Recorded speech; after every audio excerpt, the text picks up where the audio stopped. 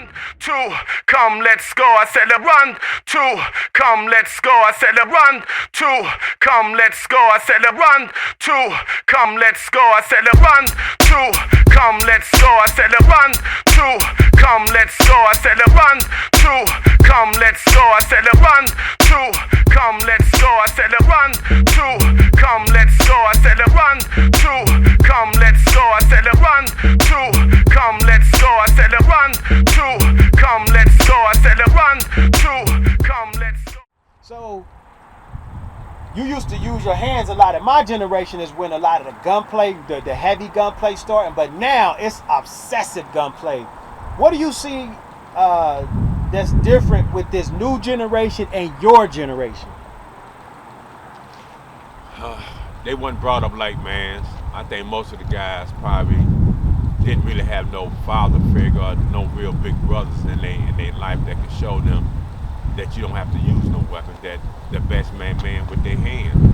You know, in my generation, that was just, you know, even today, guys that I fought way back then, we best of friends now. I see these guys right now and we still speak and say hi because that was part of our growing up. And that was just fighting, you know. We wasn't trying to kill nobody. But I just don't know. I guess the Bible speaks of that, man. The generation has changed. It's just easy to get guns. It's easy. These kids getting money out here. They becoming grown fast, so they financially stable, so they feel like they grown and they feel like they can make their own decisions. But the bottom line is that they can't take the consequence after they do the crime. Now, what do you see as far as a different level of respect? Because I know when we was young, we respect great grandmas, mamas, aunties. To me, the younger generation don't show that same type of respect to their elders. And they don't because, like I said, most of the young generation became friends to their parents. So how they gonna respect another person when they calling their parents married? Let them hang out. They hanging at the clubs together. They they are friends. So now you walk around, the young kids calling you uncle, OG, you know. But I have to look at it this way too. That's their generation now. This is the terms that they use. So a lot of times they don't mean no harm, but it do feel a lot this way because sometimes you will still want to hear that word sir and ma'am, you know. But it's just the way they brought up now. It's a new generation, you know, new slang, new language. Now, you got locked up a couple of times. I even came in when I was teaching, you know, ran into you when I was teaching, you know, at one of the facilities. Did you ever have any problems? Did you have to fight anybody, any of the younger guys when you was in there? Oh yeah, because I will admit, how can I put this? I love to fight. I don't want to fight, but it's something that adrenaline to go just so I got to look at my side. I got that part of me where I'm quick to want to fight than to talk. So I done fought guys like John Brown, who was the killer. At the time, I didn't know this guy, but I fought him in the Justice Center. And you know, if anybody know about John Brown, and these are younger guys now, I got them guys, I want to be them guys' daddy. And people say, well, what you doing still fighting these type of guys? But I'm saying, why these guys still want to fight me? You know what I'm saying? But it's because I can still handle myself. And to make a long story short, fought John Brown in the jail. I thought I was gonna have a problem when I came back from rec because of who he was. I started hearing a little stuff. So they locked us down for count time and, you know, for dinner time. So when we come back out, I go downstairs and sit down because I got to find out exactly how my situation is gonna be in this unit right here. Next thing I know, John Brown come over to the table and shook my hand and told me, old school, I respect you a whole lot because at least you stood up to me. Now, who is John Brown? Like give us his rep. He was one of the top young basketball players with LeBron James when they was teenagers and kids. They was on the same level. But John Brown chose to go the other route in life, the street life, the gangster life. You know, he didn't play around. And everybody know what I'm talking about. I don't want to get into detail, but he didn't play around at all. And at that time, I didn't know who he was, but that's who I am. I don't care if you're 6'8", 6'9", 5'10". I'm going to come. I can't just let you just talk to me any kind of way when I know that your bottom line is you want to fight me anyway. So I'd rather go and take my chances. Because there been times where I fought or get ready to fight where it got me out of that because they just want to test and see what you was going to do. Because these young people, they don't care. They don't care about your age now. They still want to fight you.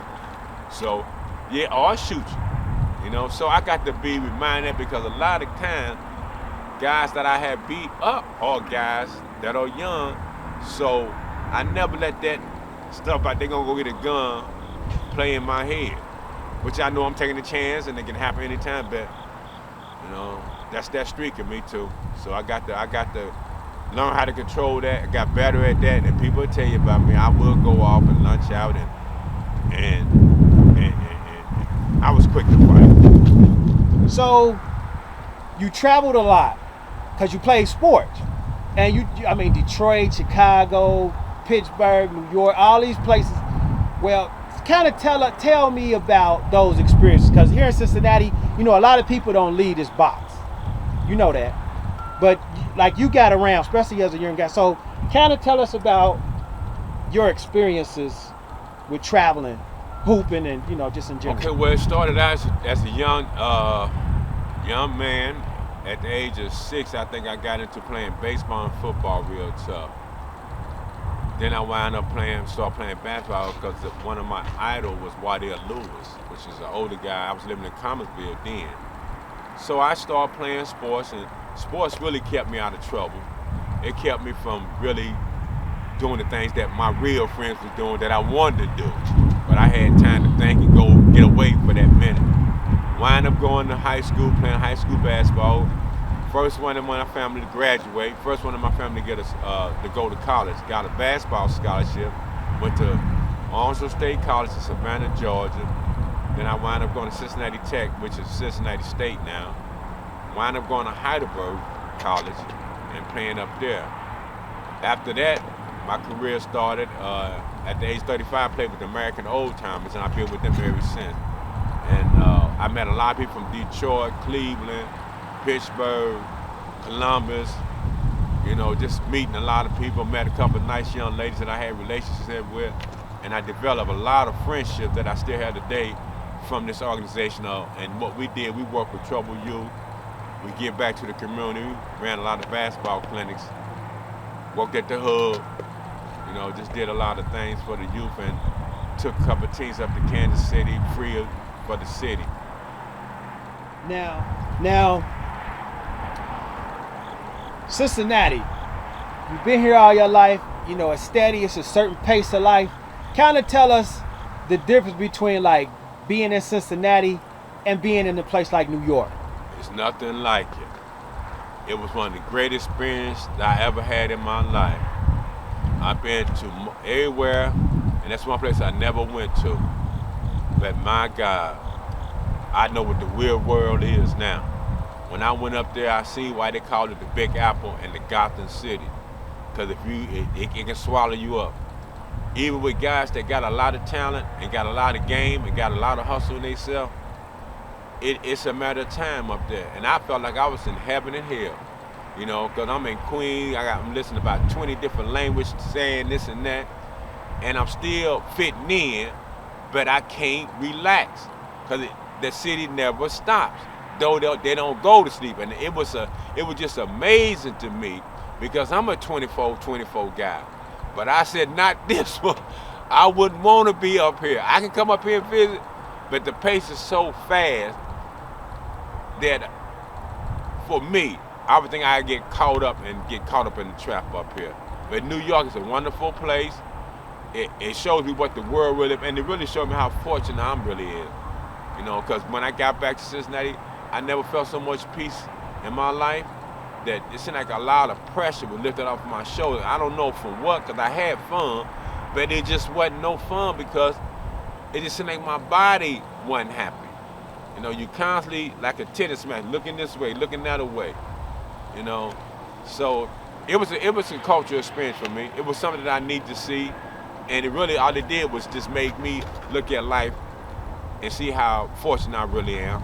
Because those who are stuck, that's in the hood, that's on drugs, that's living in low-income places, they got it rough.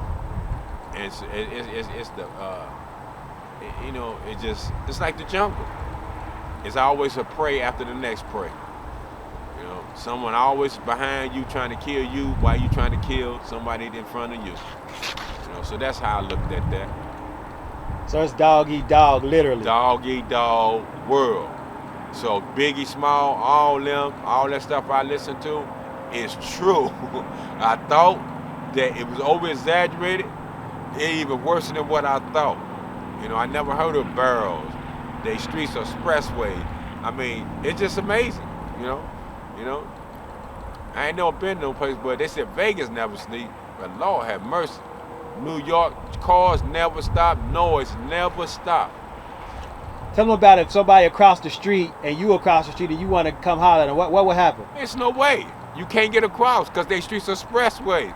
I can look across that street and holler at that person like, hey, what's happening over there, Tony Wright?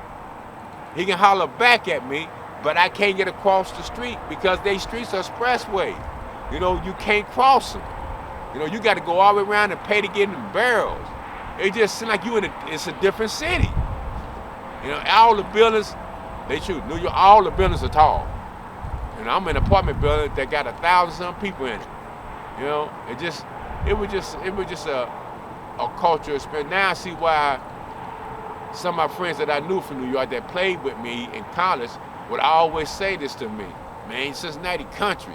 Y'all country down here. And I used to say, no, man, it's hood people everywhere, no matter where you're from.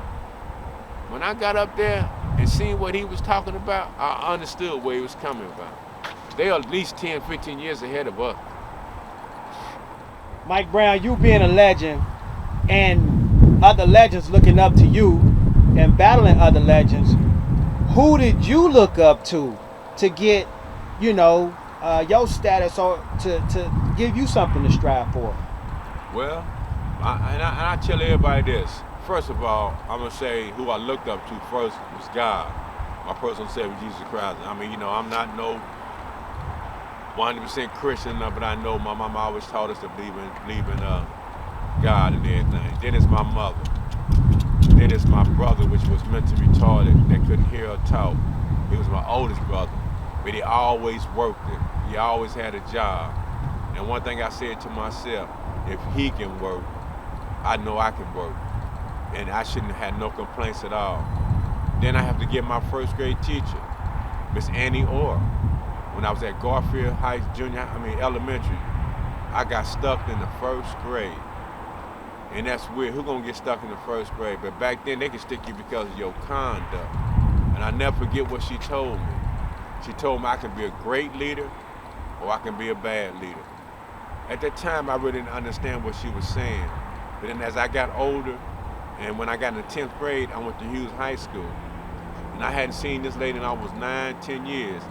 And the first person I ran into was Miss Annie Orr, which was my homeroom teacher in the 10th grade.